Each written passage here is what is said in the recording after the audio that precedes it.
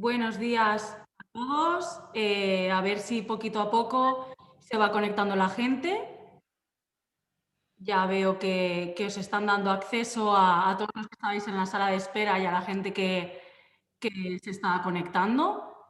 Bueno, mientras se va haciendo todo este proceso, en primer lugar, agradeceros que hayáis decidido participar en nuestro primer webinar. Esperamos que todo salga bien y si tenemos algún fallito, no nos lo tengáis muy en cuenta. Como los que nos conocéis sabéis, aprovechamos cada 2 años con el cambio de ADR para realizar una jornada con todos nuestros clientes y así vernos las caras y agradeceros la confianza depositada en nosotros. Este año no ha podido ser presencial, pero bueno, hemos preparado con mucha ilusión este webinar, por lo que esperamos que os sea útil y os guste. Vemos muchos nombres conocidos entre los asistentes y estamos encantados de teneros de nuevo, aunque sea a la distancia, pero cerca. Y a los nombres nuevos, a todos, bienvenidos. Me vais a permitir que ponga una presentación y así os muestro el programa que hemos preparado para el webinar. A ver, un momentín, que pueda compartiros pantalla. A ver.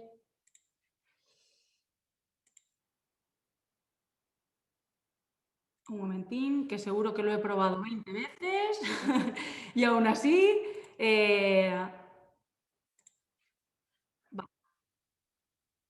ahora lo veréis.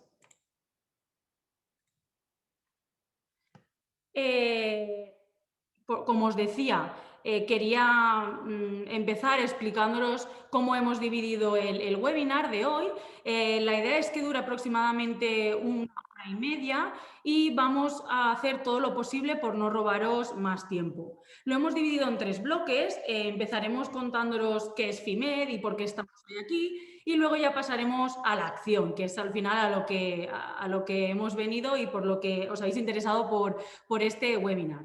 En el segundo bloque os contaremos las novedades del ADR 2021, que, como sabéis, el próximo 1 de julio pasará a ser de obligado cumplimiento y antes de que llegara esa fecha no queríamos perder la oportunidad de contaros de nuestra mano y explicaros lo que son las novedades y para que cuando llegue el 1 de julio podáis cumplir con el 100% de la normativa. Dejaremos después de estas novedades unos minutos de dudas.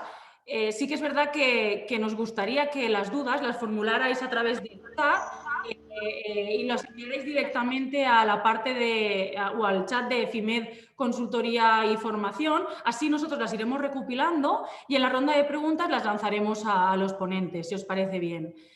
No os preocupéis si se queda alguna por responder, ya que las iremos recopilando todas y en un email posterior os las resolveremos. Al final, la intención de este webinar es resolveros todas las dudas posibles que podáis tener. En el tercer bloque os contaremos qué es eso del inspector propio, que seguramente todos habéis escuchado hablar de él, sobre todo en los últimos años o meses, y para resolveros las dudas que podáis tener sobre la obligación de tener un inspector propio APQ en las instalaciones de almacenamiento de productos químicos. Como veréis, también hemos puesto una ronda de preguntas después de lo que es la presentación y lo mismo que la anterior. La idea es que las dudas que vayáis teniendo nos las vayáis indicando en el chat y así las recogemos y se las preguntaremos al ponente.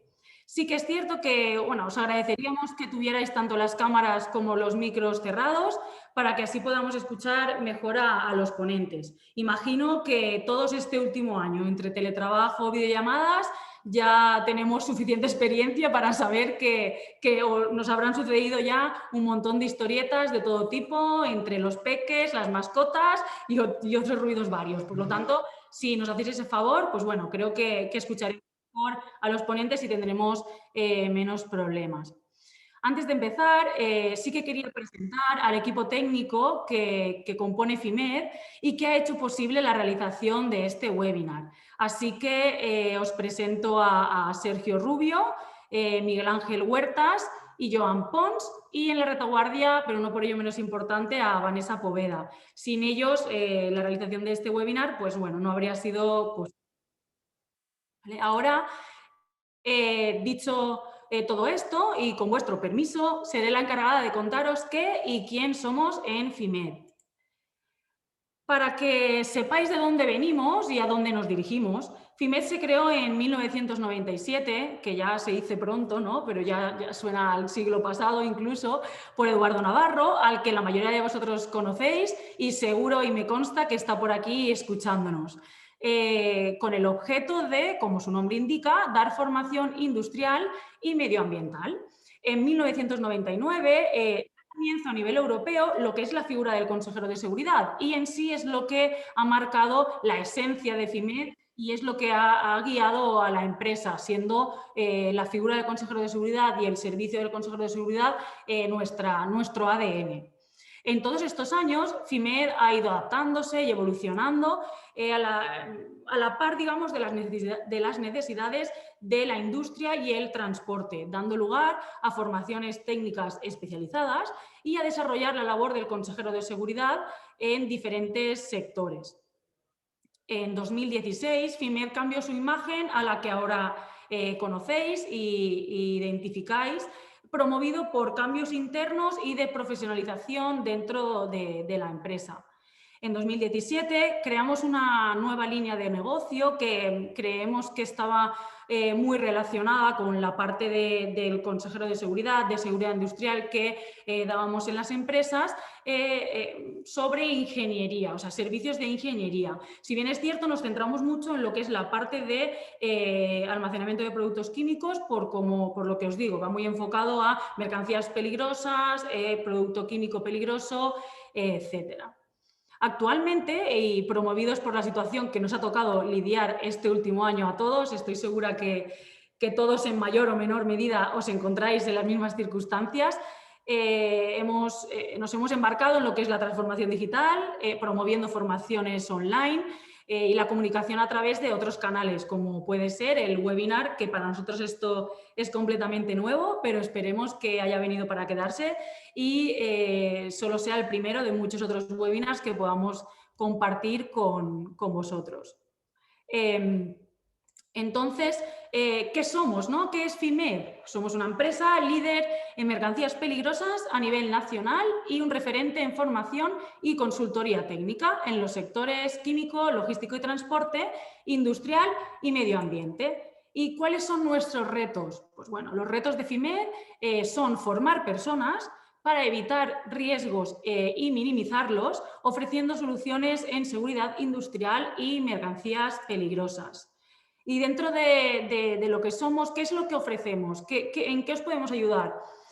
Nosotros tenemos dos grandes departamentos dentro de lo que es la empresa, la parte de formación y la parte de consultoría técnica.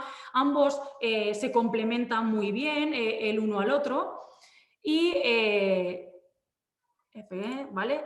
Entonces, dentro de lo que es la parte de consultoría técnica, digamos que tendríamos dos ramas, como os he comentado al principio. Una rama, la parte de mercancías peligrosas, y la segunda rama, la de ingeniería, que es la que promovimos desde no hace tantos años. En lo que es la parte de consultoría técnica de las mercancías peligrosas, nuestro ADN, y por lo que la mayoría estoy segura que nos conocéis, es la parte del consejero de seguridad. Claro, el consejero de seguridad, digamos que damos distintos servicios enfocados a esa figura.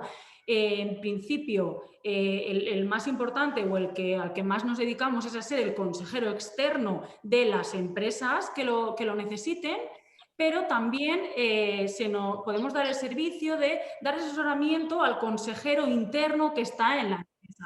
De hecho, formamos a muchos consejeros de seguridad para que sean internos de la empresa y a su vez después les acompañamos durante todo el año para poder dar ese asesoramiento o ese puntito de más, que sabemos que las normativas cambian cada muy poco tiempo y hay que estar muy al loro. Entonces, aunque haya un consejero interno, nosotros damos ese asesoramiento apoyando al consejero.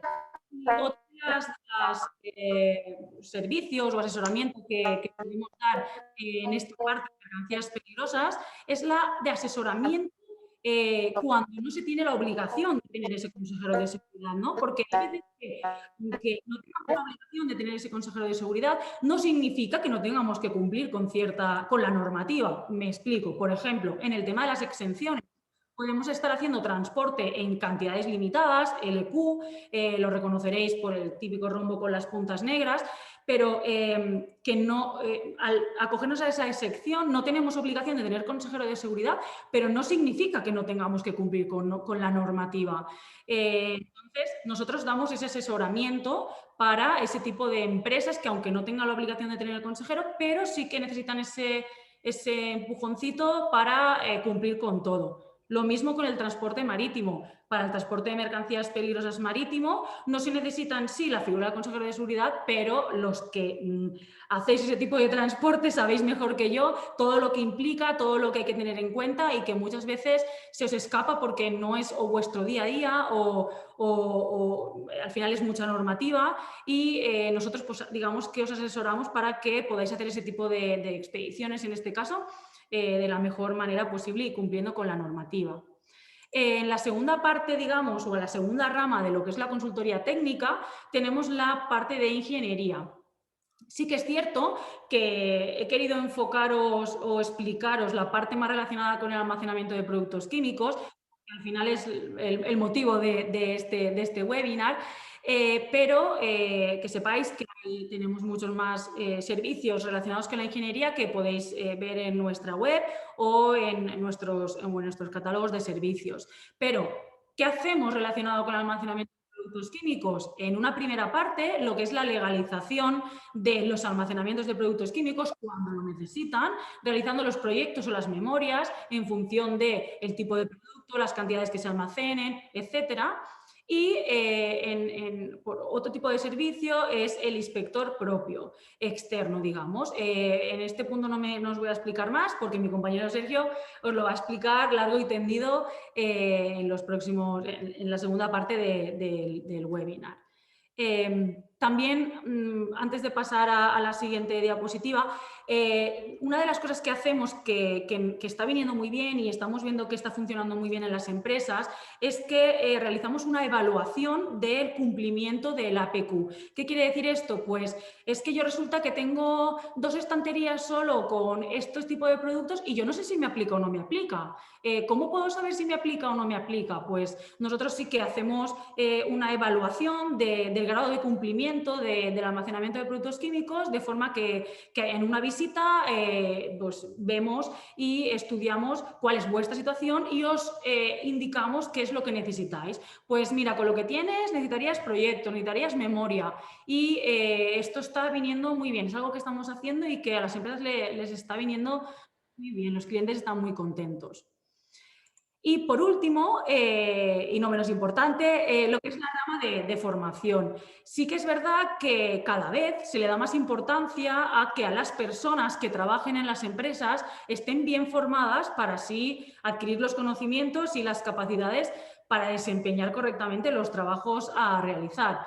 En FIMED ofrecemos una gama muy amplia de formación muy especializada, como por ejemplo en la parte de formación de mercancías peligrosas tenemos desde los cursos de ADR para los conductores hasta los cursos de preparación para los consejeros de seguridad. O, por ejemplo, ya a nivel transporte de mercancías peligrosas marítimo, el título de operador de muelle, por poneros algunos ejemplos. En cuanto a formaciones en seguridad industrial, lo que es el APQ, el reglamento, sí que nos obliga, hay una parte que nos obliga a que el personal que realiza actividades o operaciones en el almacenamiento tenga una mínima formación, también damos ese tipo de formación. En la obtención de carnés profesionales realizamos la preparación para el examen de operador de calderas y, por ejemplo, en la parte de medio ambiente, el título de legionela. Os he dicho así, muy resumido, los cursos que podemos ofrecer y podéis ver todos los cursos en nuestra web. ¿Vale? Sí que es verdad, y algo importante, que muchos de los cursos que podréis ver los hacemos en modalidad in company, o sea, hacemos modalidad en empresa. Nos ponemos en contacto con las empresas o las empresas se ponen en contacto con nosotros, nos solicitan un curso específico que quieren hacer enfocado a por ejemplo, cómo lo tienen implantada la parte de ADR o cómo tienen su almacenamiento de producto químico, y hacemos formaciones enfocadas o muy especializadas a las empresas. Y sí que es cierto que pues nos hemos tenido que subir al carro y estamos muy contentos. Podemos realizar las formaciones tanto a modalidad presencial como a través de un aula virtual. ¿Vale?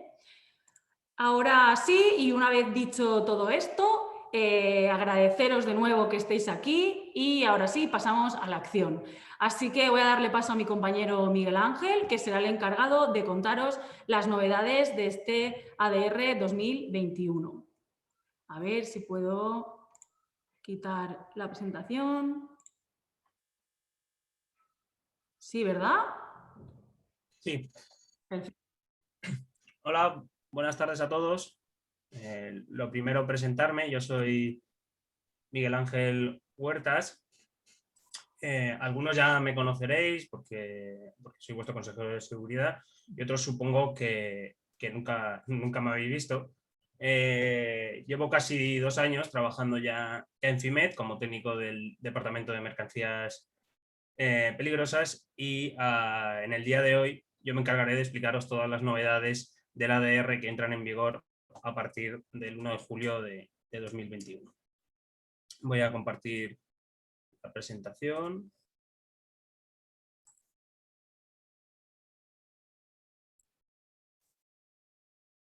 Vale. Ahora deberíais estar viéndola. Vale, perfecto. Como ya he dicho, este año entra en vigor el nuevo ADR, el ADR de 2021. Y como podéis prever, pues trae consigo algunas modificaciones.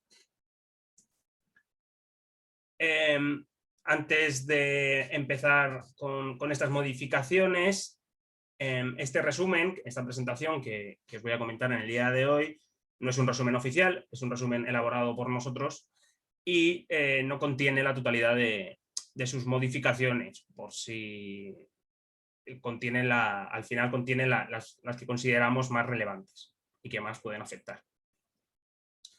Este documento, esta presentación, se ha realizado consultando directamente la documentación oficial de la ONU y el BOE número 88 aprobado el 13 de abril de 2021, donde se publican todos los anexos del ADR. Por si no lo sabíais, se publicó no hace tanto, este año se retrasó un poquito.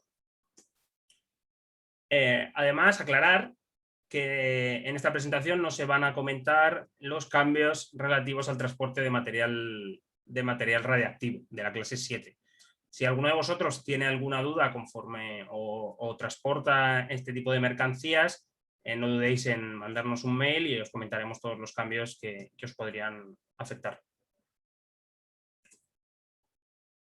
Para entrar un poquito en contexto, vamos a hablar un poco de toda la normativa en esta breve diapositiva. La normativa de transporte de mercancías peligrosas nace de un reglamento básico de transporte publicado por la ONU, de donde emanan las demás normativas, como pueden ser el ADR, el IMDG y el RIT, dependiendo de la naturaleza del transporte. El ADR sería por carretera, el IMDG el marítimo y el RIT por carretera. Estos tres cambian cada 2 años, por tanto, este nuevo entra ahora en 2021, el último es de 2019, y además también hay otra normativa que es el IATA, que también emana de este reglamento básico, que esta cambia cada año. En esta presentación solo nos centraremos en las novedades del ADR 2021. Principales modificaciones. Aquí he querido reunir 2 principales modificaciones. La primera y más importante, yo creo, que más os podría llegar a afectar sería la indicación en la carta de porte del código de restricción de túneles, en este caso el guión, que se añade, y luego la marca de las baterías de litio, que cambian sus dimensiones. Y la he puesto aquí en principales modificaciones, ya que es una marca que cada vez se utiliza más, ya que se transportan cada vez más aparatos o mercancía con batería de litio, que contienen baterías de litio.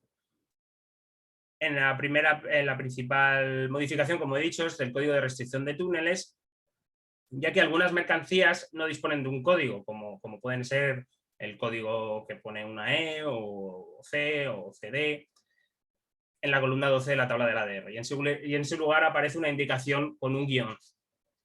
Esto es muy común en las mercancías 3082 y 3067, y a partir de 2021 este guión hay que indicarlo en la carta de porte. Antes no era obligatorio. Por tanto, si transportáis, cargáis, descargáis alguna mercancía que tenga este guión, sobre todo si es 3082 y 3077, acordaos añadirlos en vuestras cartas de porte, ya que si no puede acarrear una sanción. En lo respectivo a las baterías de litio, cambia las dimensiones de la etiqueta, se reducen un poquito a 10×10, antes era 120 por 110, por tanto podéis imaginar que realmente las que había antes siguen valiendo, simplemente que ahora se pueden poner unas más pequeñas. Esta es la marca, que ya habréis visto muchas veces, porque se ve incluso en paquetes de mensajería cuando llegamos a comprar por relojes, monopatines ahora o patinetes que están de moda y demás aparatos electrónicos sobre todo. Además, si el bulto así lo requiere, por ser muy pequeño, se podrán reducir hasta 100×70 milímetros de tamaño esta marca. Comentar, ya que estamos comentando un poco de las baterías de litio, una nueva disposición especial, que es la 3090, que afecta al marcado y a la carta de porte para los bultos con baterías de litio contenidas en un equipo. Es decir, si vosotros tenéis una mercancía con el número de ONU 3091, que es baterías de litio metálico embaladas con el equipo, o 3481, que serían baterías de litio embaladas con el equipo, pues ha habido una disposición especial que afecta a estos números de ONU, en los cuales cambia un poco el marcado y la carta de porte. Si es así, echarle un vistazo a esa disposición especial, que esta es nueva. Ahora pasaré a hablar de todas las demás modificaciones, parte por parte del ADR, y así comentar las más importantes, digamos. Lo primero no pertenece a ninguna parte tal cual, sino es el nombre del acuerdo del ADR.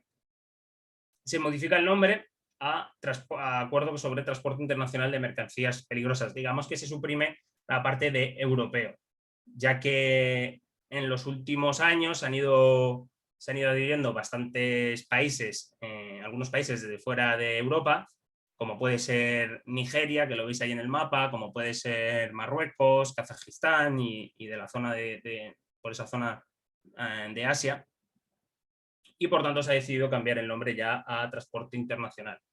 Si tenéis curiosidad o lo necesitáis para ver qué países están adscritos al ADR, tenéis aquí el link en la presentación, y además en el prólogo del ADR aparece la lista. No así en el BOE, sino debe ser o en el ADR o en el ADR que publica las Naciones Unidas, la UNECE, o en el libro, digamos, en la forma escrita del ADR, en el libro. Vale, ya pasando a lo que es más el ADR, los cambios en la parte 1, en las disposiciones generales, mencionar cambios en las disposiciones transitorias, que son las disposiciones en las cuales nos da un tiempo para adaptarnos, no se aplican directamente, sino que hay un periodo de adaptación. Comentar especial atención a 5 disposiciones que se suprimen. Si estabais acogidos a alguna disposición especial, echarle un ojo por si se han suprimido estas disposiciones especiales. Se ven afectados sobre todo vehículos X3, pilas y baterías de litio y recipientes interiores GRG. Comentar dos nuevas disposiciones.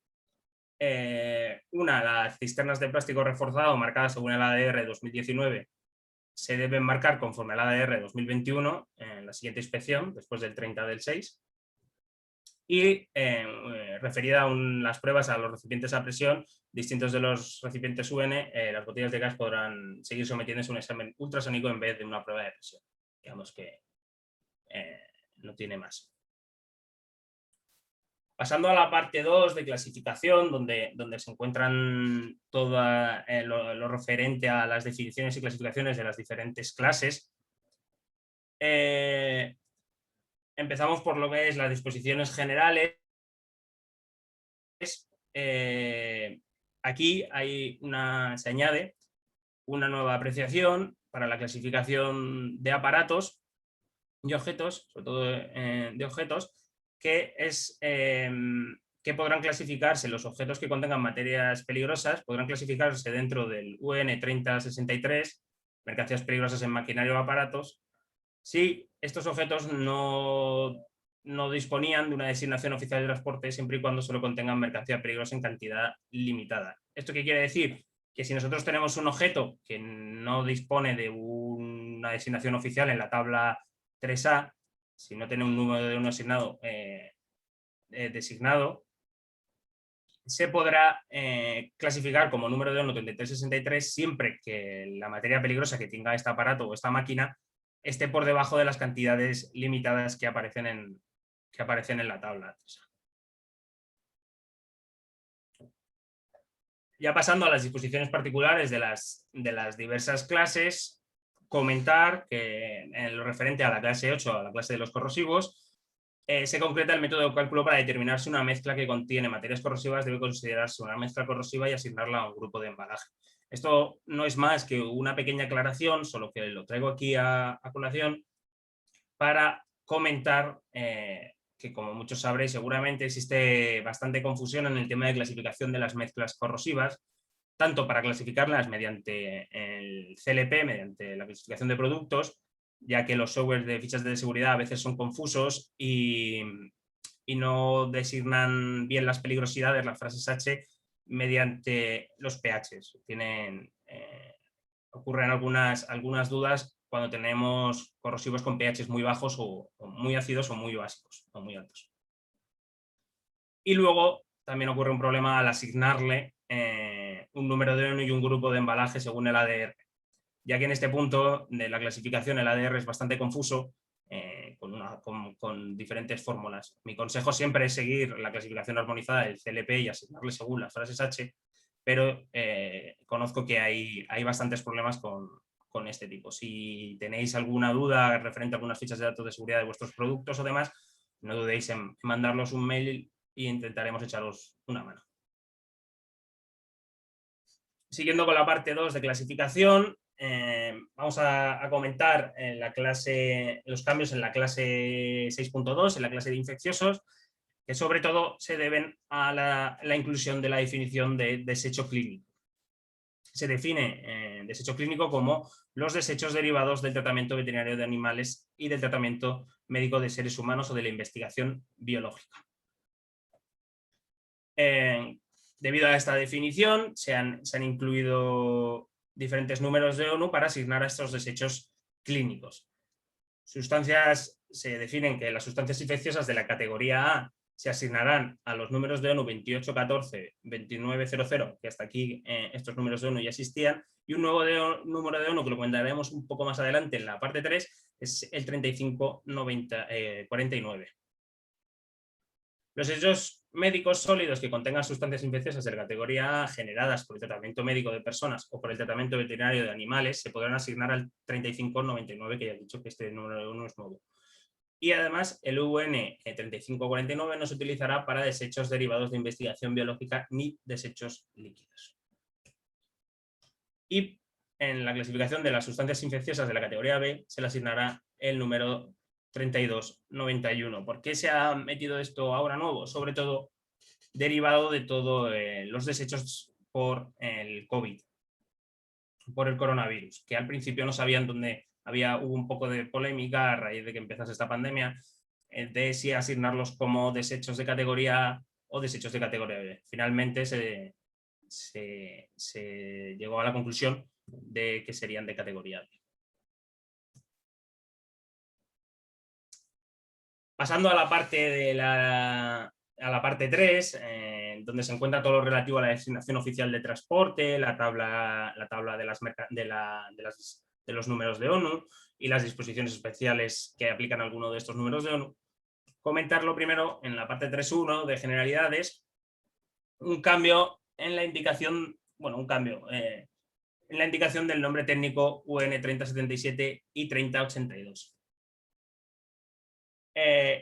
Digamos que ahora el número de ONU 3077 y 3082 puede utilizarse en la parte NEP, puede utilizarse un nombre de la tabla 3A, si este describe la sustancia en lugar del nombre técnico de la sustancia o mezcla que hace que la mercancía sea peligrosa para el medio ambiente. Es decir, hasta ahora, si cuando teníamos un 3082 o 3077, teníamos que indicar el compuesto que le da la peligrosidad peligrosa para el medio ambiente. Y a partir de ahora se puede añadir el nombre que aparece en la tabla 3, en la tabla A de la ADR, que me lío. Tenéis abajo unos ejemplos, por ejemplo, el 3082, sustancia líquida para el medio ambiente, NEP, imaginaos que es un residuo de pinturas, pues pondríamos entre paréntesis pinturas. Podríamos poner pinturas en vez del compuesto de la pintura. Y luego otro ejemplo sería también para los productos de perfumería. Si tuviésemos residuos derivados de productos de perfumería, pues podríamos también ponerle productos de perfumería en vez de etanol o metanol o el alcohol que correspondiese. Vamos a comentar los nuevos números de ONU que han entrado, ya os he adelantado uno de ellos, pero vamos a empezar por 3 nuevos números de ONU de la clase 1, de la clase de explosivos, que son referidos a detonadores eléctricos programables para voladuras. Luego, el nuevo número de ONU referido a los desechos médicos de la clase A, que sería un número de ONU referido a los desechos médicos de la categoría A que afectan a personas, sólidos. Ya os he dicho anteriormente que los líquidos no entran dentro de este número de ONU. Y los desechos médicos de categoría A que afectan a los animales. Comentar que cualquiera de estos 4 números de ONU nuevos se clasifican como mercancías de alto riesgo, que según el capítulo 1.10 del ADR, mercancías de alto riesgo son las mercancías que pueden ser utilizadas por terroristas y que por tanto pues, pueden causar numerosas pérdidas humanas. Uy, ahí se me ha metido una letra. No tenía que ver. Cambian de nombre, además, los números de ONU 1010 se le añade lo de contienen. En el número de ONU 2522 se le añade el estabilizado, la parte de estabilizado, y en el número de ONU 3363, mercancías peligrosas en artículos. Se le añade la parte de mercancías peligrosas en artículos, lo que tenéis en negrita. Esto es importante si transportáis estos números de ONU para designarlos de una forma correcta en la carta de puerto. Así que tenerlo en cuenta por si transportáis este tipo de mercancía. Vamos a pasar a las disposiciones especiales. Todas estas disposiciones que veis aquí, que son bastantes, han recibido algún cambio. La mayoría de estas disposiciones son cambios en la forma de expresión o quitar alguna palabra o poner. No suelen ser cambios muy significativos, pero por si sabéis, si estabais acogido o le afectaba a vuestras mercancías, mejor dicho, estas disposiciones, pues echarle un ojo. Además, también, aparte de algunas que han cambiado, se han suprimido estas 4 y se han añadido algunas nuevas, como puede ser la 3090, sobre la documentación de los bultos con baterías embaladas con un equipo, que ya he comentado antes, la 393 y 394, ensayos para la nitrocelulosa, y la 395, residuos médicos de categoría A, que es referida al nuevo número de ONU que he dicho antes, y la 675 referida a la prohibición del transporte en común con materias de la clase 1.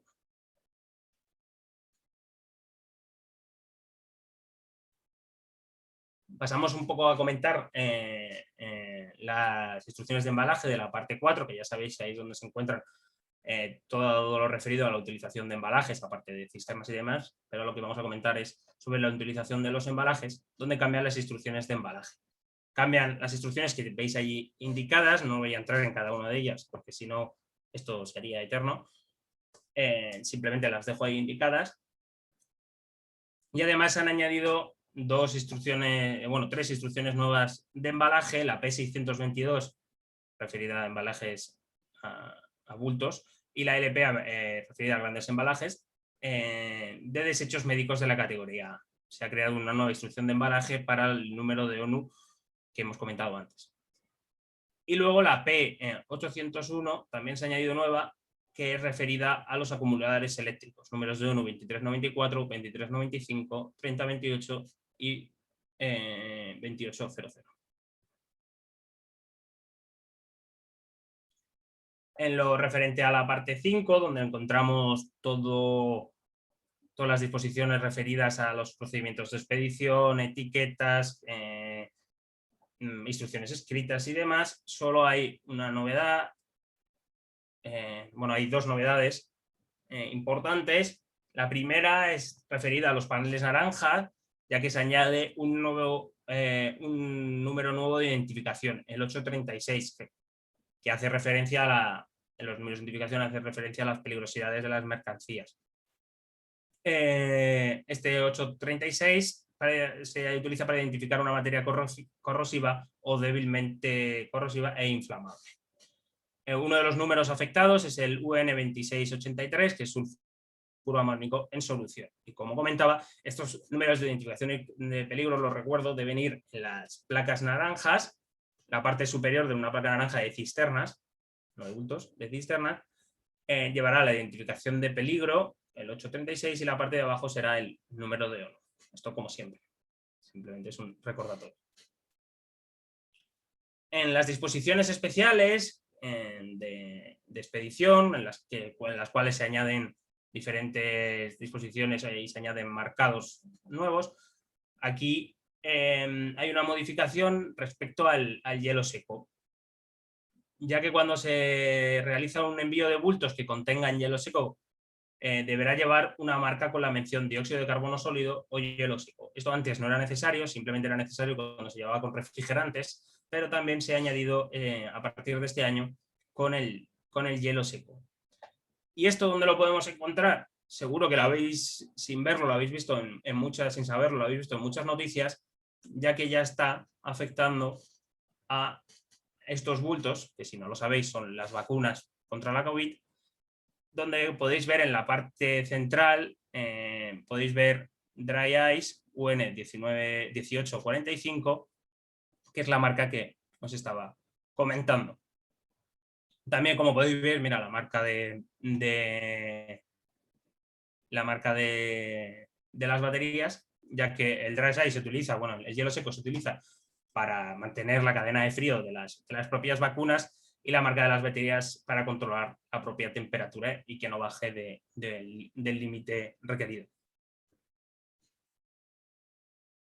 Ya estamos en la parte 7 de la ADR, las condiciones de transporte, donde está todo lo relativo a las cartas de porte, que también he comentado anteriormente del código de túneles, pero añadir unos cambios en las disposiciones relativas a la carga y a la descarga y a la manipulación.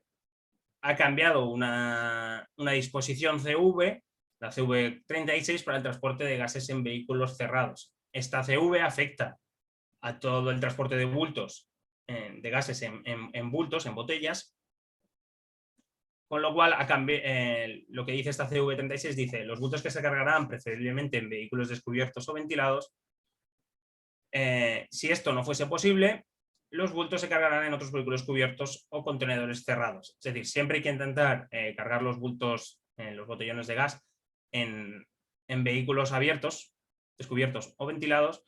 Si no fuese posible y lo tuviésemos que transportar en furgoneta, por ejemplo, se debe, y este es el cambio, se debe impedir el intercambio se impedirá el intercambio de gases entre el compartimento de carga y la cabina del conductor. No puede nos debemos cerciorar de que no puede haber intercambio de gases entre la carga y la cabina del conductor. Y lo demás ya sigue igual. Las puertas de carga de estos vehículos o contenedores se marcarán como se indica a continuación con un tamaño de letra de 25 milímetros. Esto es la marca que ya hemos visto varias veces. Atención, sin ventilación, abrir con cuidado. Esto no ha cambiado. Digamos que el cambio simplemente es que se debe impedir el intercambio de gases entre el compartimento de carga y la cabina del conductor. Por último, después un poco de hablar de todas las novedades, y a lo mejor estáis un poco saturados, simplemente enviar un pequeño mensaje de tranquilidad, ya que hay muchas cosas importantes, digamos, que nos afectan a todos y que siempre queremos saber si cambian o no cambian cada 2 años, y deciros que no han cambiado ni las instrucciones escritas, siguen iguales al último cambio, creo que es de 2015, así que podéis seguir, de 2017, perdón, si podéis seguir utilizando las mismas instrucciones escritas que tenéis, recordar en un idioma que entienda el conductor, que entienda todos los tripulantes, y al alcance de la mano. Los datos mínimos de la carta de porte, a excepción de lo del guión que he comentado, el 3082 y 3077 y algunas otras mercancías que también tienen ese guión, no ha cambiado nada, ni tampoco las exenciones de cantidades limitadas, ni el 136 que os pudiesen afectar a muchos de vosotros. Por último, si ha quedado alguna duda o alguna pregunta sobre la presentación, quedo a vuestra disposición, y agradeceros vuestra asistencia a este webinar. Muchas gracias. Muchas gracias, Miguel. Vamos a pasar a responder algunas preguntas que nos han llegado. La verdad es que no han llegado muchas. Sí que es cierto, como decías tú, Miguel, que el ADR 2021 tampoco trae grandes cambios, y los cambios que traen son muy específicos, de números de ONU muy concretos. Además no hay grandes cambios en números de ONU muy utilizados, por lo tanto, bueno, los cambios que hay son importantes, pero no son muy comunes, vamos a decir. Al final, cualquier cambio es importante, pero no son muy utilizados. Entonces, bueno, una de las preguntas que nos han hecho llegar es la siguiente.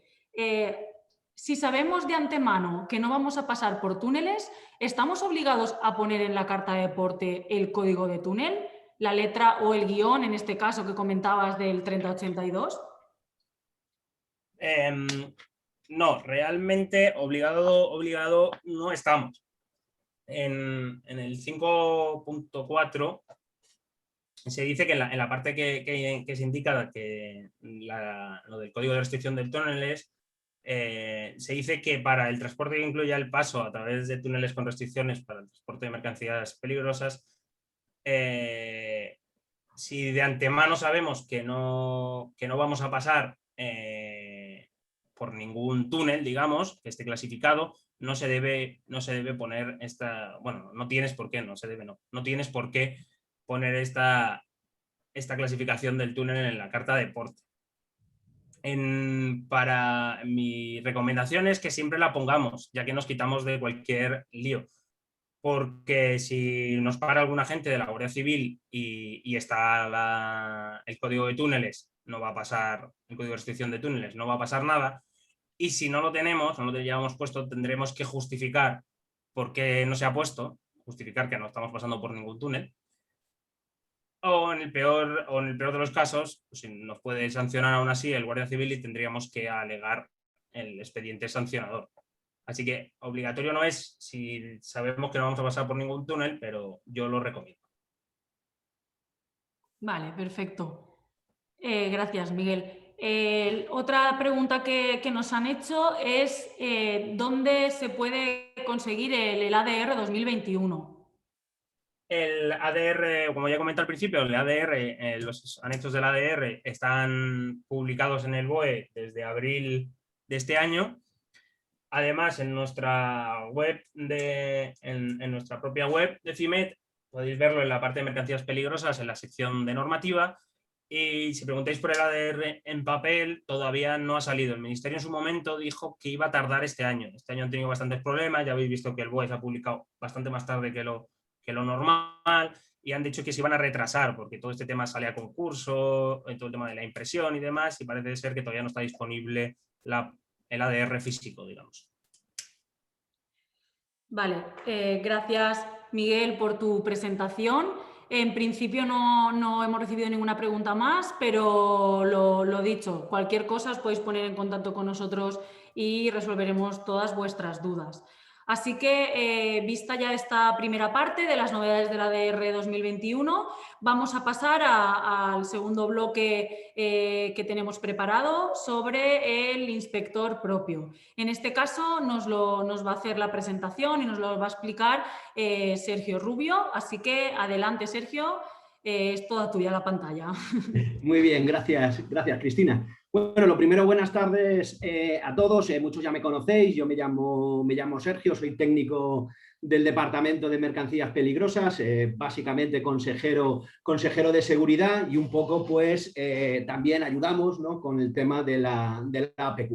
Voy a intentar explicaros en este ratito, en una media hora, qué es esto de la figura del inspector propio, que nace de la nueva o de la última actualización del reglamento APQ, y para ello, pues si me dais un minuto, voy a compartir la presentación y nos ponemos en marcha.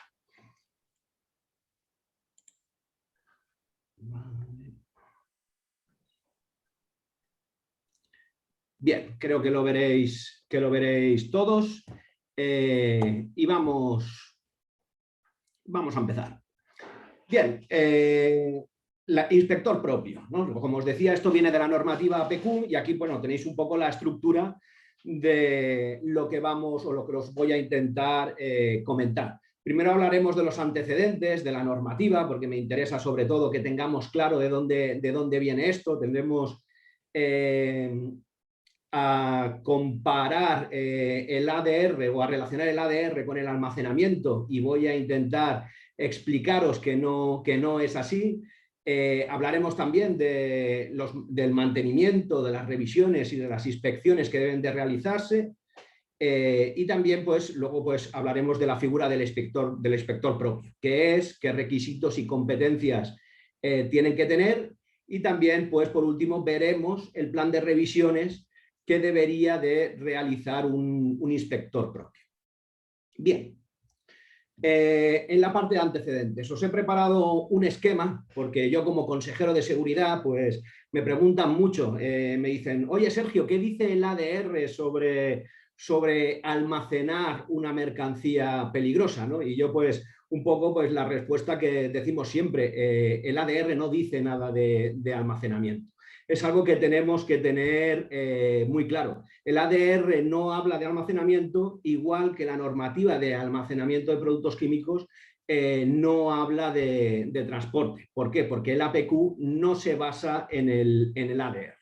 Se basa en el reglamento CLP, en el reglamento de clasificación de sustancias y productos peligrosos. Sabéis que no es lo mismo, por definición, una sustancia peligrosa que una mercancía peligrosa.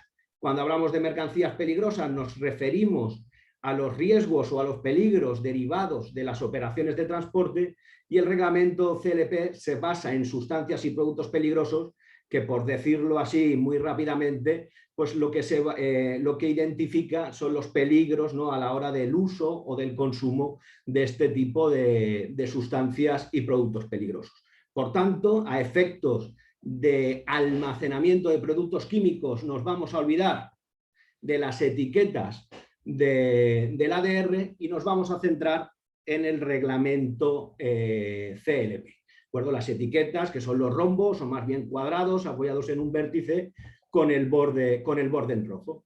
Cuando tenemos ciertos productos peligrosos, una cierta cantidad, y tenemos la necesidad de almacenarlos, pues entonces es cuando entra el APQ. A partir de cierta cantidad vamos a tener que aplicar el reglamento de almacenamiento de productos químicos.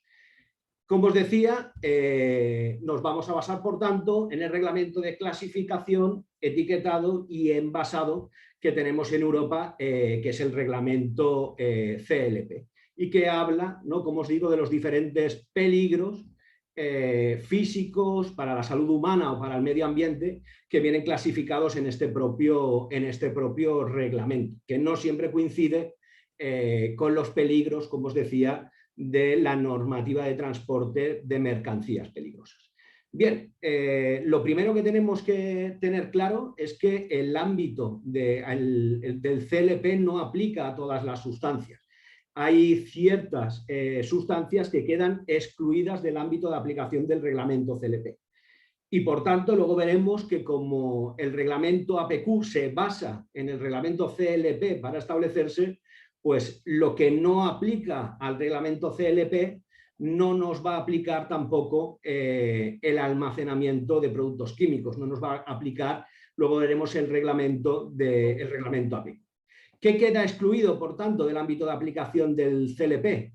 Pues principalmente las sustancias y mezclas radiactivas. Sabéis que esto va un poquito aparte. Las sustancias y mezclas sometidas a supervisión aduanera, sustancias y mezclas destinadas pues, a I+D, los residuos están fuera del reglamento del CLP y tienen su propia normativa, se basan en la ley de residuos. Por tanto, el almacenamiento que tengamos antes de que venga un gestor a retirarnos los residuos, pues no tendrá que cumplir necesariamente con el reglamento APQ. Ahora, si tenemos que poner medidas a nuestro almacén de residuos, pues el propio reglamento APQ puede servirnos de inspiración, ¿no?, para poder tomar medidas adecuadas también para el almacenamiento de estos residuos, pero como os digo, no es de aplicación el reglamento. ¿Qué más? Sustancias y mezclas cuando sean necesarias por razones de defensa. El transporte de mercancías peligrosas, como os comentaba, no es de aplicación el reglamento del CLP. Y sustancias y mezclas que puedan ser productos terminados destinados al usuario final.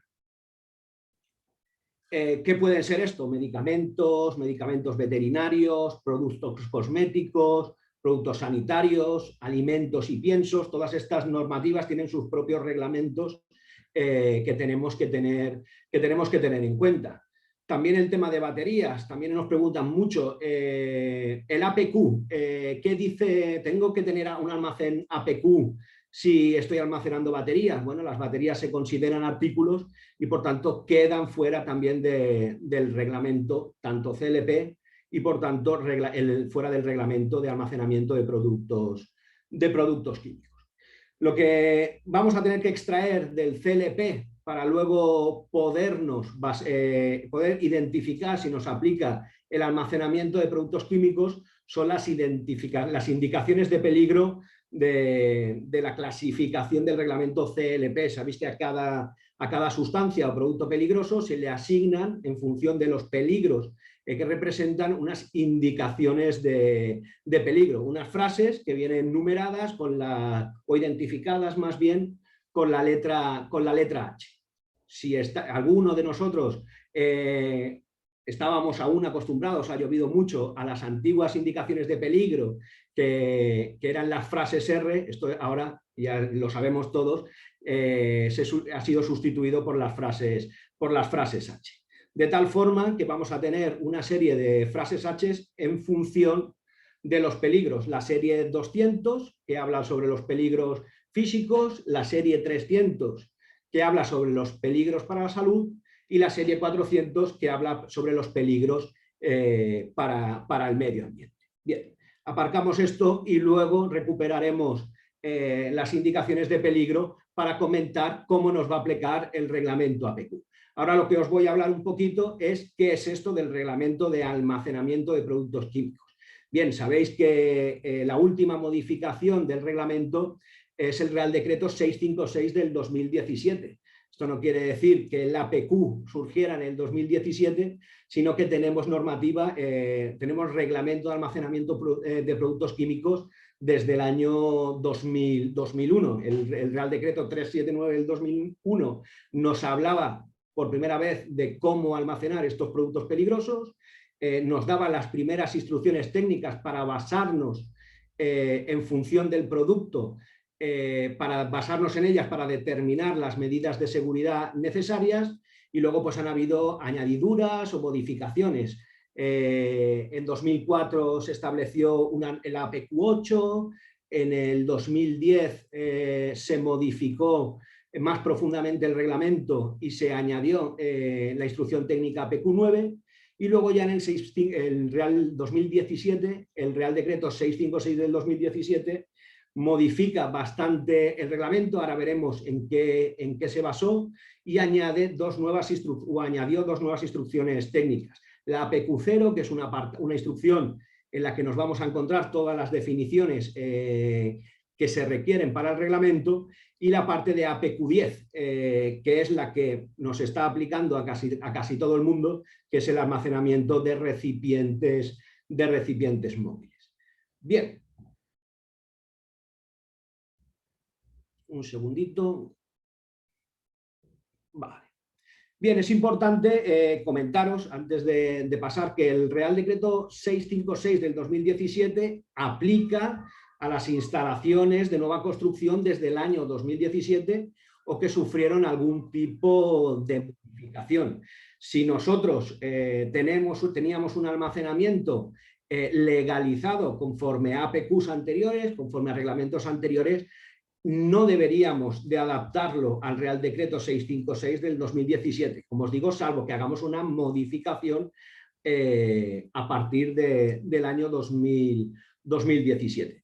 Pero aquí sí que hay que tener una cosa en cuenta que es muy, muy importante. El propio Real Decreto 656 nos dice que todo aquello relacionado con las inspecciones y revisiones que aparecen en la última actualización del reglamento, pues se deben de tener en cuenta también para las APQs anteriores, que quiere decir que aunque tú no tengas un almacén conforme al 2017, al Real Decreto 656 del 2017, sí que tienes que hacer las mismas inspecciones y las mismas revisiones que sí que se establecen en este Real Decreto. ¿De acuerdo? Esto es muy, muy importante.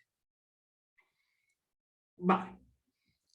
¿Por qué se modificó el APQ si ya teníamos uno? Pues precisamente pues, para adaptar este reglamento de almacenamiento a lo establecido en el reglamento CLP.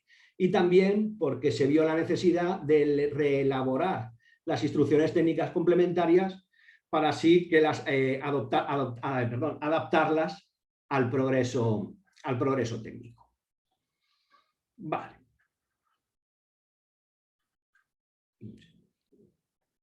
Bien, como os digo, esta es la estructura del nuevo reglamento, o del último reglamento, más bien, ya no es tan nuevo, esto es de 2017.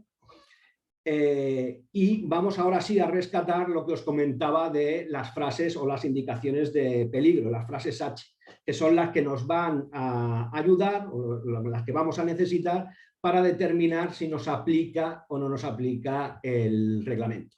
Bien, dentro del texto del Real Decreto 656 existe una tabla, que es la tabla 1 de este reglamento, y nos tenemos que basar en ella. En esta tabla se indica en función de las indicaciones de peligro a partir de qué cantidad nos aplica el reglamento. Vamos a tener que tener en cuenta las columnas 5 y 6, ¿de acuerdo? Estas que veis marcadas o que os he marcado en pantalla. Si cogemos, por ejemplo, un riesgo que pueda ser de corrosión, la indicación de peligro H314, si nos fijamos en la columna 5 de aplicación del reglamento, tenemos que saber, por tanto, que a partir de 400 litros nos va a aplicar la normativa. Sin embargo, hasta que no lleguemos a 1.600 kilos, no va a ser necesaria la ejecución de un proyecto. ¿Y esto cómo es posible? Pues porque aquí sí que tenemos que diferenciar en que la aplicación del reglamento es una cosa, el proyecto es otra. En este caso, si estamos entre 400 y 1.600, pues tendremos que realizar una memoria, es menos exigente que el propio proyecto, y a partir de 1600 pues sí que nos aplicaría por completo la necesidad de realizar un proyecto. Esto ya lleva certificación de un ingeniero y un proceso un poquito más complejo. Bien, dicho esto, he tratado de poneros en situación. Vamos a hablar ahora del mantenimiento, las revisiones y las inspecciones que son de aplicación. Vale. Para eso pues os he establecido una línea temporal que os voy a ir comentando. Bien, aunque legalizar una APQ nos puede parecer complejo, quizás es la parte más fácil, ¿no? Es decir, yo realizo un proyecto, realizo una obra, la ejecuto y me aprueban ese APQ. Ahí no acaba nada, ahí empieza todo. Ahora lo que tengo que hacer es mantener mi instalación en funcionamiento, tengo que mantener mi APQ. Y alguien, ahora veremos, un organismo de control, pues va a tener que certificar cada cierto tiempo que mi almacén sigue siendo seguro, sigue cumpliendo con las disposiciones del almacenamiento APQ. Y por tanto, el reglamento establece en el artículo 5, control de las instalaciones, que cada 5 años, a partir de la fecha de la puesta en servicio de la instalación para el almacenamiento de productos químicos, sus modificaciones o ampliaciones, el titular deberá presentar en el órgano competente de la comunidad autónoma un certificado emitido por un organismo de control habilitado donde se acredite la conformidad de las instalaciones. Bien, eso quiere decir que cada 5 años un organismo de control, una OCA, nos va a tener que realizar una inspección. Y aquí vamos a diferenciar, o voy a tratar de diferenciar entre inspección y revisión, porque está claro que la inspección es algo que nos va a hacer una OCA, que va a quedar fuera de lo que nosotros podemos realizar, porque, a ver, si entendemos inspección periódica, cogemos la definición del reglamento, nos dice que la inspección periódica es toda inspección o prueba de los aparatos, equipos o elementos de la instalación posterior a la puesta en servicio y realizada por un organismo de control. Sin embargo, también tenemos la definición de revisión periódica, y esto es lo que al final va a tener o va a acabar realizando en la mayoría de los casos un inspector propio. Las revisiones periódicas son toda revisión o prueba posterior a la puesta en servicio de las instalaciones realizada por el inspector propio u organismo de control. Eso quiere, normalmente, esto ya dependerá de cada una de las instrucciones técnicas que sean de aplicación, estas revisiones periódicas suelen ser anuales. ¿Para qué son estas revisiones? Pues son revisiones que vamos a hacer nosotros mismos, se va a encargar la empresa o alguien externo que no sea un organismo de control, o en su defecto el propio organismo de control, va a venir a revisarnos antes de la inspección, va a venir pues normalmente todos los años a ver que nuestro almacén o a cotejar que nuestro almacén se encuentre en buen estado, ¿no? Se cumpla con lo que nosotros dijimos que íbamos a hacer en el proyecto. De tal forma que si nos aplica la APQ, la empresa, bueno, por un lado la OCA la va a inspeccionar periódicamente, como os digo, cada 5 años, y la empresa va a tener que cumplir con una serie de requisitos, va a tener que tener un plan de autoprotección y luego es muy importante que tenga un plan de mantenimiento y un plan de revisiones en el caso de que sea de aplicación, para que no nos pille el toro cuando venga la OCA, ¿no? Para que hayamos hecho nuestro trabajo y mantenido poco a poco nuestro almacén conforme al primer día, ¿no? Lo mejor posible.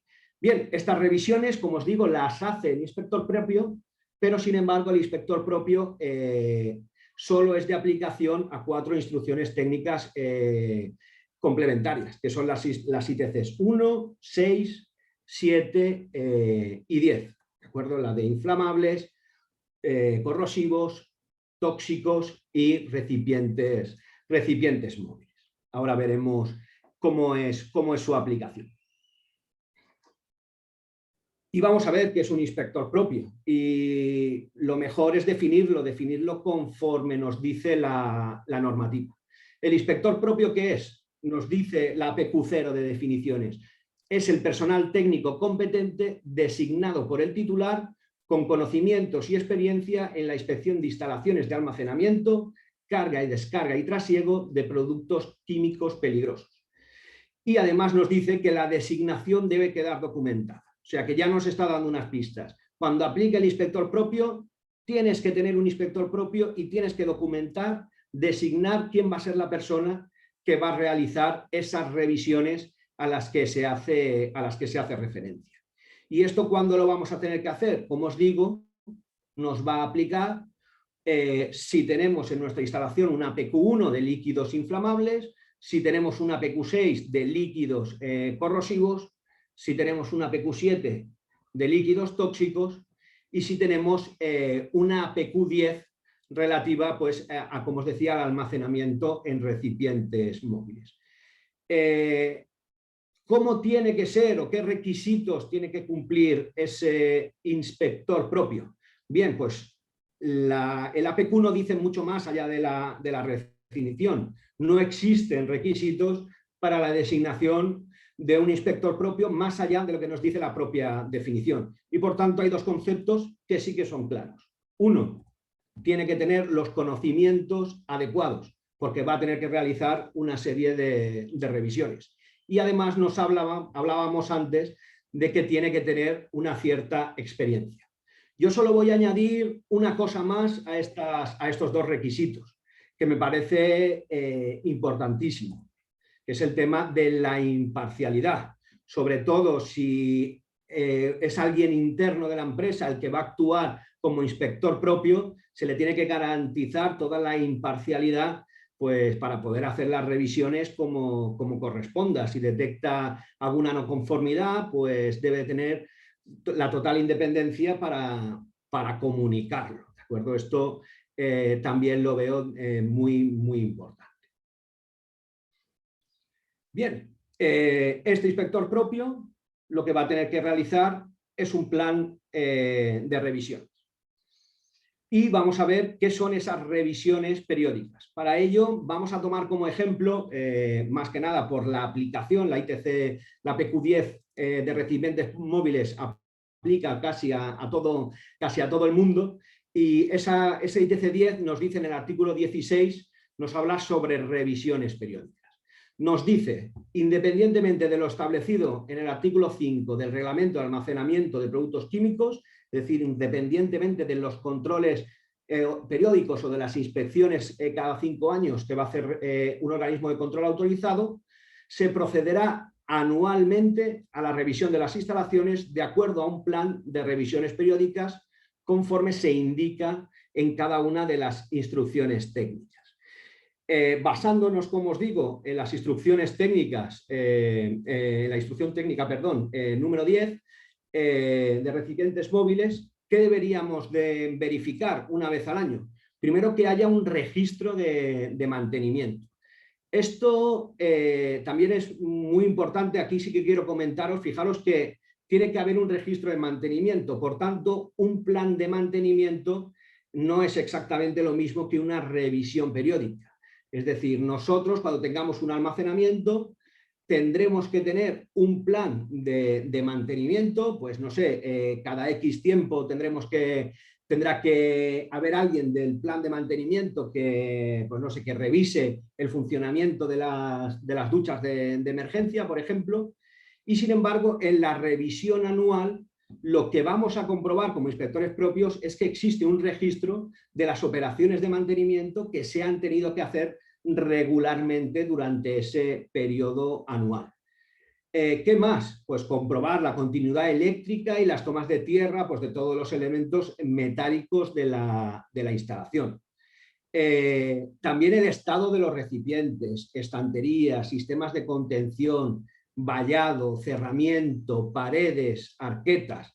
Fijaos que hay muchas cosas que revisar.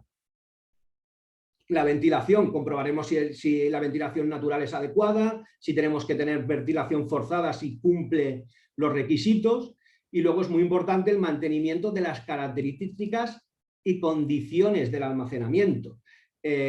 Nosotros nos comprometemos, o quien hace una PQ se compromete con un proyecto a que el almacén va a ser de una forma determinada. Va a tener una capacidad máxima, va a tener una separación entre productos incompatibles. ¿Qué suele pasar a lo largo de un año?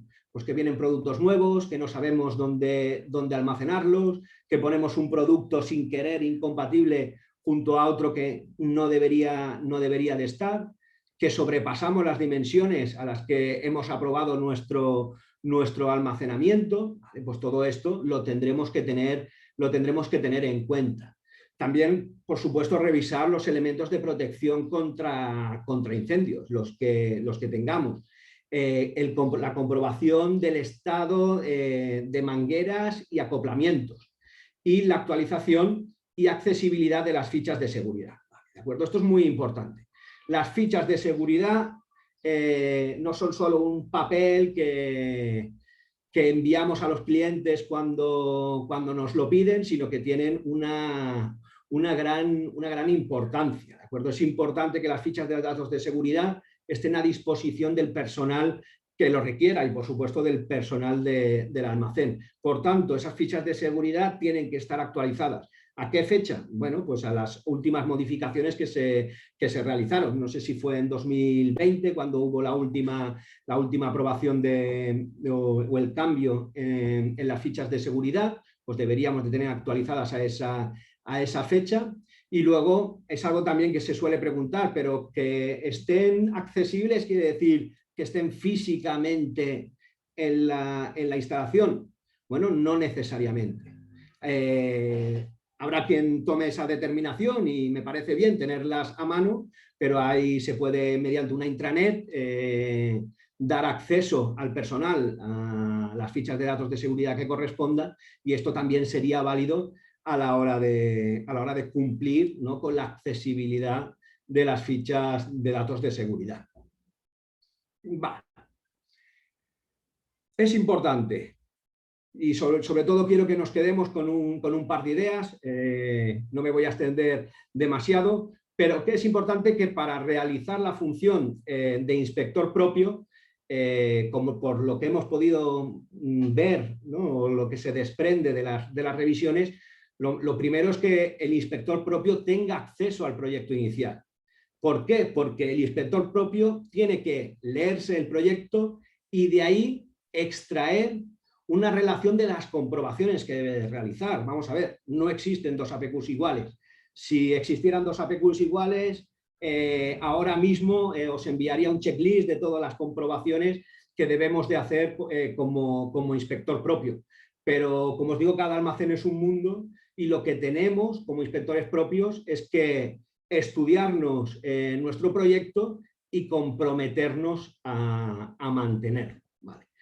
Como os he dicho muchas cosas en muy poco tiempo, sí que os voy a remarcar alguna cosilla, os voy a dar una serie de conclusiones, un pequeño resumen. Lo primero, las revisiones e inspecciones establecidas en el Real Decreto 656 del 2017 aplican a todos los almacenes APQ, aunque se hubiesen aprobado con fecha anterior a 2017. Es lo que comentaba antes, yo puedo tener mi almacén legalizado conforme al APQ de 2001, pero sin embargo me van a aplicar las revisiones y las inspecciones y, por tanto, ojo, también voy a tener que tener un inspector propio. ¿Vale? Esto nos tenemos que adaptar. ¿Cuándo nos aplica el inspector propio? Pues si estamos acogidos a las instrucciones técnicas complementarias 1, 6, 7 y 10. Debe designarse también por escrito un inspector propio y este deberá realizar, como hemos visto antes, las revisiones periódicas establecidas en cada una de las instrucciones técnicas complementarias. El inspector propio debe de tener los conocimientos y experiencia suficientes. Si es alguien interno de la empresa y no tiene esos conocimientos, pues la empresa debería de proporcionárselos si quiere que esa persona actúe como inspector propio.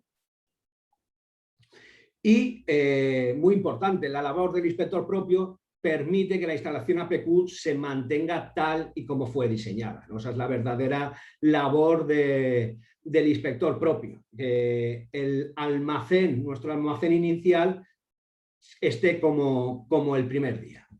Si nosotros tenemos un almacenamiento APQ inicial, si aplicamos o no aplicamos el inspector propio, algún tiempo después nos podemos encontrar, si tenemos un inspector propio, con esto, o si no tenemos un inspector propio con algo parecido a esto. Bueno, es un poco una exageración, pero para que seamos conscientes de la importancia, ¿no?, de esta nueva figura que apareció en 2017. Bien, para cualquier consulta que tengáis, o bien al correo de mercancías peligrosas, o aquí también tenéis mi correo electrónico. Y creo que ahora bueno, muchas gracias a todos por atenderme, por supuesto. Y creo que ahora, Cristina, si hay alguna pregunta, si me la puedes decir, a ver si puedo resolver. Sergio, muchas gracias, Sergio. Enhorabuena por tu presentación. Creo que ha quedado bastante claro qué es y cómo se debe implantar, digamos, la figura del inspector propio. Sí que nos han hecho varias preguntas y hay alguna pregunta que se ha repetido, así que voy a intentar hacer un mix y te las voy a lanzar, ¿vale? A ver, una de las preguntas que nos han enviado es, ¿las baterías de litio también están excluidas del reglamento CLP? ¿No necesitarían estas un almacenamiento APQ? Vale, aquí, bien, eso lo he comentado antes. Efectivamente, las baterías de litio, al ser artículos, no le aplica el reglamento CLP. Y por tanto no le aplica el reglamento APQ. Pero ojo, es que con esto del almacenamiento nos pasa que por pensar que no nos aplica una normativa de almacenamiento de producto químico no tenemos que hacer nada, no. O sea, tenemos que seguir haciendo todo igualmente. Desde mi punto de vista, es casi una desventaja que no nos aplique el APQ, más que una ventaja, desde el punto de vista de la seguridad y de la prevención de riesgos. Si a mí me aplica el APQ, yo voy a tener una referencia, un manual en el que basarme, una instrucción técnica para aplicar las medidas que dice la propia instrucción. Si yo no me aplica el APQ, como es el caso de las baterías, igualmente yo tengo que hacer mi almacén seguro. Solo que no voy a tener una referencia, ni nadie me lo va a legalizar, ni nadie me va a decir que las medidas que aplique estén bien o mal. Si luego tenemos algún problema, pues sí que vamos a tener todas las responsabilidades. No sé si con eso os he... Yo creo que sí, que ha quedado bastante claro. De todas formas, si queda alguna duda con todas las preguntas que lancemos ahora, os podéis poner en contacto con nosotros a posteriori y os las resolveríamos sin problema. Vale, voy a la siguiente. He hecho también un mix porque lo han preguntado varias personas, pero ¿el inspector propio puede ser alguien interno de la empresa o tiene que ser externo? Y después, si el inspector propio son los técnicos de mantenimiento, ¿deben estar formados en APQ? ¿Y esa formación sería reglada o podría ser impartida por nosotros o por la misma empresa? Vale. Bueno, vamos a la primera. ¿Me repites la primera? Perdona. Sí. Es que van relacionadas, pero igual son un poco... ¿El inspector propio puede ser alguien interno de la empresa o tiene que ser externo? Perfecto, no necesariamente. A ver, el inspector propio lo que es alguien que no hace una inspección oficial, no es alguien de un organismo de control autorizado. Esa revisión periódica puedes contratar a una OCA que te haga esa revisión, pero si vas a actuar como inspector propio, puede ser alguien de interno de la empresa o puede ser alguien externo, siempre y cuando, muy importante, se designe como tal, ¿no? Eso aparezca documentado. y luego me preguntabas sobre si alguien de mantenimiento... Exacto, si utilizamos, bueno, o si ponemos que el inspector propio sea alguien interno y es alguien de mantenimiento, si deben estar formados en APQ y si esa formación debería ser reglada o puede ser impartida por la empresa. Vale, a ver, como poder, alguien de mantenimiento puede ser. Mi recomendación es que el personal de mantenimiento se encargue del plan de mantenimiento, no del plan de revisiones, ¿no? Por el tema también de la imparcialidad, no sé si sería lo más adecuado, pero no habría, a efectos reglamentarios no habría ningún problema. Eso sí, pues también un poco lo que os comentaba, lo que os comentaba antes. Si esa persona no tiene la capacidad ni la experiencia, pues le deberemos de realizar la formación adecuada. Si alguien de la empresa puede darle esa formación y la puede justificar, perfecto. Si no, pues tendrá que contratarse una formación. Perfecto. Y ahora, algo también relacionado con la parte del inspector propio es cuando se realice la designación, vamos a decir, del inspector propio, ¿en qué momento habría que hacerlo? Si a la hora de hacer el proyecto, por ejemplo, y si hay algún tipo de formato o algún tipo de documento que utilizar para dar de alta, digamos, o designar ese inspector propio. Vale, perfecto. La referencia sobre la designación en la normativa, en el Real Decreto 656, es la que os he dado, es decir, no hay más allá de que tenga que estar documentado. Por tanto, no es necesario, no se exige en el proyecto que ya venga establecido quién es el inspector propio, porque además el inspector propio lo designaremos y podrá cambiar, no va a ser perpetuo. Podemos tener un inspector propio y a los 3 años cambiarlo, hacer, digamos, un nuevo nombramiento y ya está, no habría ningún problema. En cuanto a formatos, pues tampoco existe un formato específico. Cualquier documento en el que venga reflejado quién es el inspector propio, firmado por un responsable de la empresa, yo creo que sería suficiente. Perfecto, gracias. Pasamos a otra pregunta. A ver, ¿el inspector propio aplica tanto a memorias como a proyectos o solo es para proyectos? Vais a pillar, ¿eh? Sí. Hombre, Sí, están atentos. habéis estado atentos. Se aplica ambos casos, tanto memoria como proyecto.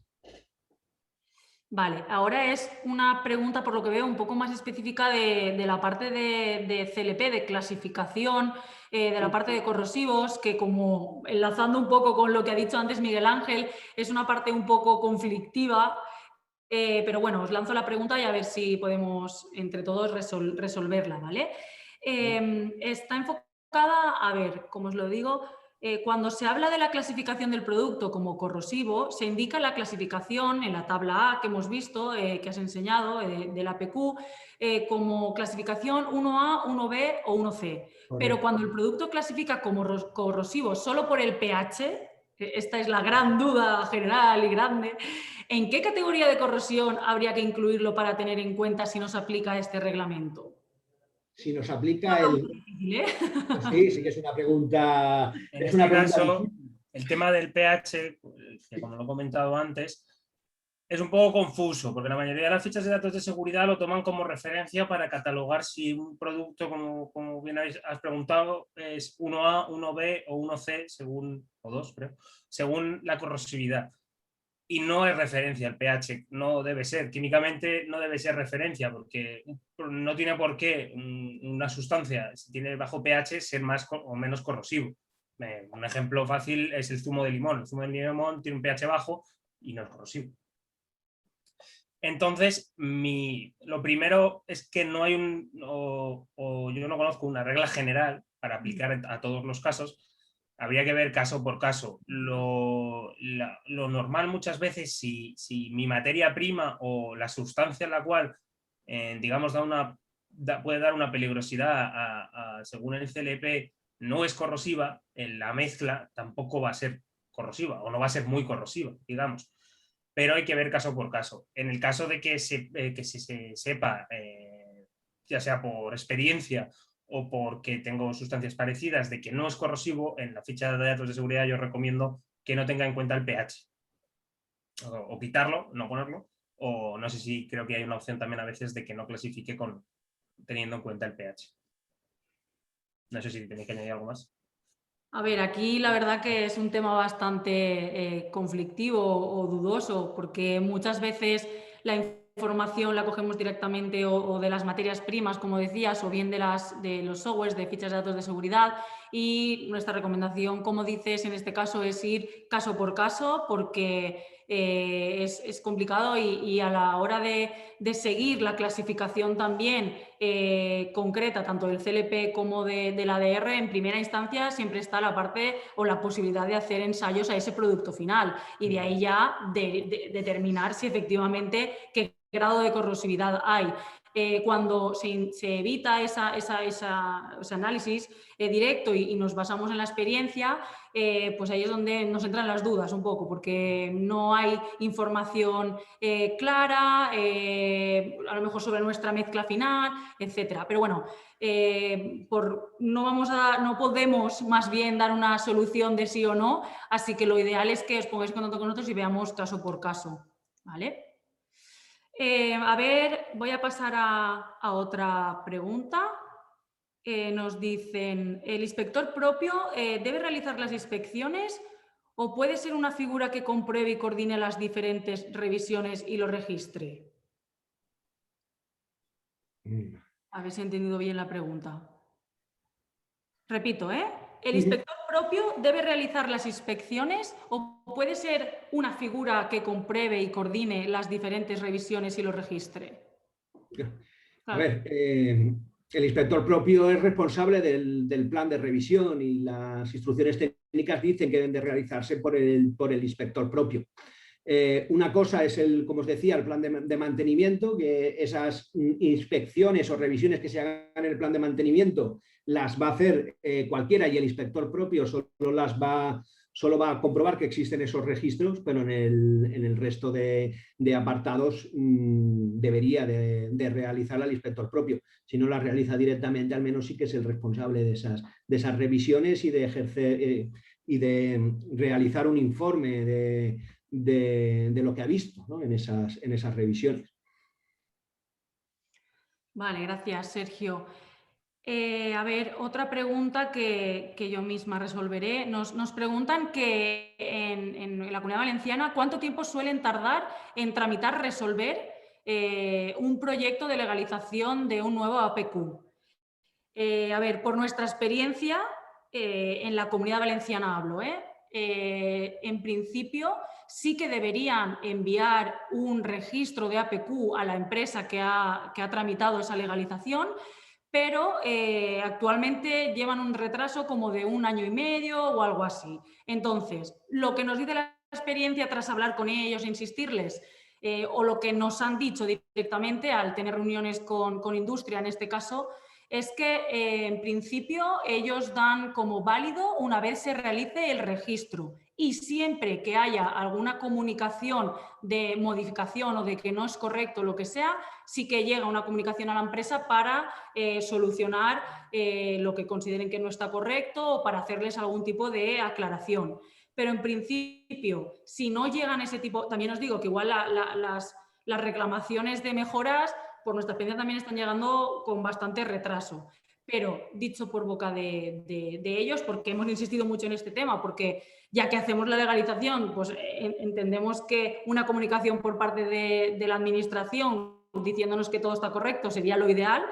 Ellos dan por válido en el momento del registro, a no ser que haya o soliciten algún tipo de comunicación o de mejora o de modificación porque algo no esté correcto. ¿Vale? Y ya por terminar, porque ya se nos hace la hora y no queremos robaros ni un minuto más, nos preguntan si enviaremos las presentaciones. Sí, la idea es que os llegará un correo por nuestra parte, un poco pues enviándonos las presentaciones, alguna duda que se haya quedado en el tintero y pues también dándonos nuestro contacto para que os podáis poner en contacto con nosotros. Así que, bueno, estamos muy contentos de que de haber hecho y haber podido realizar este webinar y compartirlo con vosotros. Quería agradecer y dar la enhorabuena, en este caso a mis compañeros, por las presentaciones y la resolución de todas las dudas. Por supuesto, dar las gracias a todos los que habéis estado aquí durante esta hora y media, porque la verdad es que nos ha sorprendido gratamente la acogida que ha tenido este webinar y esperamos que esto sea el comienzo de muchos otros, porque esto nos abre una ventana a poder comunicarnos con todos vosotros y compartir pues bueno, lo que sabemos o poner nuestro granito de arena para mejorar, si cabe, pues la seguridad industrial en las mercancías peligrosas y en las empresas. Así que lo dicho, no os robamos ni un minuto más. Muchas gracias y nos despedimos deseándoos que paséis un buen día. Muchas gracias a todos. Luego, muchas gracias. Luego. Hasta luego.